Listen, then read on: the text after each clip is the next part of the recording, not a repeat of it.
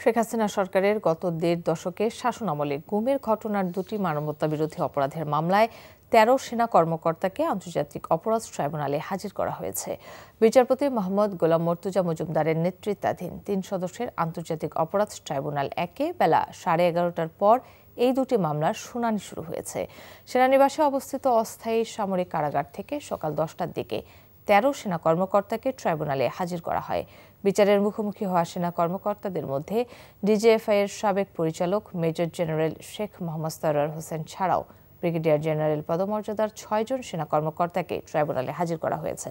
Colonel পদমর্যাদার ৪ জন এবং lieutenant colonel রয়েছেন ২ জন। পিআরএল-এ থাকা কর্নেল আনোয়ার লতিফ খানকেও হাজির করা হয়েছে ট্রাইব্যুনালে।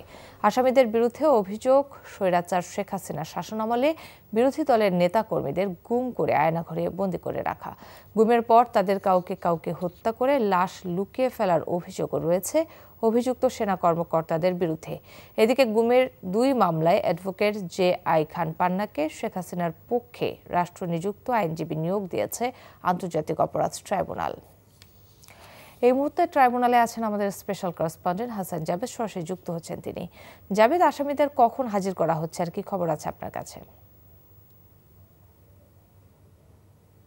দুটি গুমের মামলা কিন্তু শেখ হাসিনা এবং ১৩ জন সেনা কর্মকর্তা সহ ৩০ জন আসামি, এবং দুটি মামলায় অভিযোগ গঠনের শুনানির জন্য আগামী ৩ ডিসেম্বর এবং ৭ ডিসেম্বর দিন ধার্য করেছে ট্রাইব্যুনাল ১, এবং ৩ ডিসেম্বরে হবে যে ১০ জন সেনা কর্মকর্তা আজকে হাজির করা হয়েছে, আর একটি মামলায় হচ্ছে ৩ জন সেনা কর্মকর্তা, এবং তাদের পক্ষে রাষ্ট্রনিযুক্ত, তাদের পক্ষে বলতে এখানে যে আসামি অনুপস্থিত আছেন, পলাতক আছেন সাবেক প্রধানমন্ত্রী শেখ হাসিনা, তার পক্ষে কিন্তু আইনজীবী নিয়োগ দিয়েছেন ট্রাইব্যুনালের চেয়ারম্যান সিনিয়র আইনজীবী অ্যাডভোকেট জে.আই. খান পান্নাকে, কারণ তিনি আজকে ট্রাইব্যুনালে হাজির হয়ে শেখ হাসিনার পক্ষে মামলা লড়তে তার আগ্রহের কথা জানান। তারপরে তাকে কিন্তু নিয়োগ দেওয়া হয়, তিনি রাষ্ট্রনিযুক্ত শেখ হাসিনার পক্ষে আইনজীবী হিসেবে গুমের ২ মামলায় তিনি মামলা পরিচালনা করবেন। এছাড়া এই মামলায় আসামিদের পক্ষে, এই সেনা কর্মকর্তার পক্ষে একটি আবেদন করা হয়েছে যেন তাদেরকে ট্রাইব্যুনালে না এনে আপনার অনলাইনে ভার্চুয়ালি যেন তাদের হাজিরাটা নেওয়া হয়। তখন ট্রাইব্যুনালের চেয়ারম্যান বলেছেন যে আইন সবার জন্য সমান।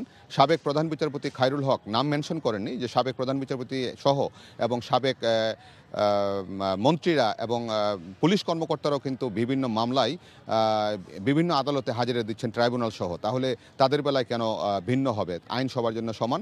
তারপরে যদি আপনারা এই আবেদনের উপর শুনানি করতে চান, শুনানি হতে পারে, পরবর্তী শুনানির জন্য এটা রেখেছেন।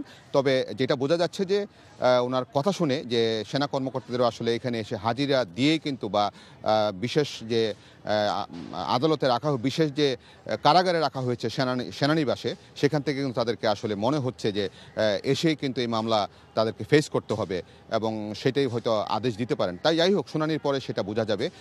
এছাড়া আজকে আরও অনেক মামলা আছে, আর আজকে কিন্তু আসামিদের সকাল 10টার পরপরই বিভিন্ন সেনাবাহিনী, র্যাব, বিজিবি তাদের কর্ডন করে নিরাপত্তা দিয়ে শীতাতপ নিয়ন্ত্রিত যে সবুজ একটি প্রিজন ভ্যান, সেটা দিয়ে আনা হয়। এর আগেও কিন্তু তাদেরকে আনা হয়েছিল, এবং আজকেও তাদেরকে দেখেছি যে তাদেরকে এখানে আনা হয় এবং গারদে রাখা হয়। পরে 11:30টার দিকে কিন্তু বিচারপতিরা এজলাসে বসেন এবং এই দুটি মামলার শুনানি করেন, এবং অভিযোগ গঠনের শুনানির জন্য আগামী ৩ এবং ৭ ডিসেম্বর দিন ধার্য করেছে। তো এই হচ্ছে সর্বশেষ এখন পর্যন্ত। কাকুলি। দর্শক, জানছিলাম ট্রাইব্যুনালের আজকের কার্যক্রমের খবর।